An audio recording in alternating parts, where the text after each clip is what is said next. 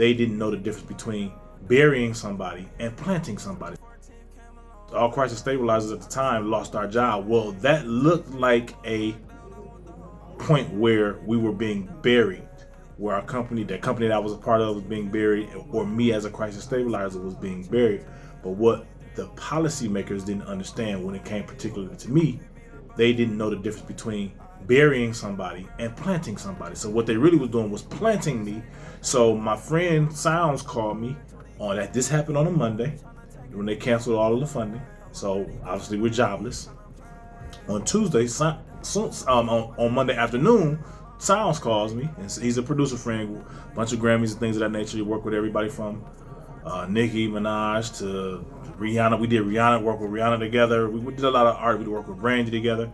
Man, we just called to check on each other. So he called and said, "What's going on with you, man?" I said, "Nothing going on. I just lost one of my gigs." You know what I'm saying? So he's like, "Man, when the next time you coming to LA?" I said, "I'm coming tomorrow. I'll be there tomorrow." So I booked the flight and flew out there the next Tuesday. I landed about 11. He picked me up from the airport and said, "Man, I got a call last night to go to a Rihanna writing camp." I was like, "Word, she working on a project?" "Yeah."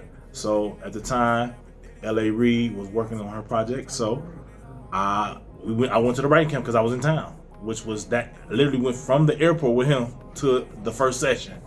And in that session is when we did, in those sessions is when we did Skin, which Skin was one of the songs that got me my first Grammy nomination. And I tell people, had I not gotten fired from my job or the funds had not been taken away, I would have not been present or available to be there for that situation. So when they thought they buried me, they really planted me for a bigger purpose. And after that, I never had a job since that point. So a lot of times we look at things and think that those downfalls are the worst of these, but really they're the best of these that happen to us. So the only reason why I was able to do that is because I was available.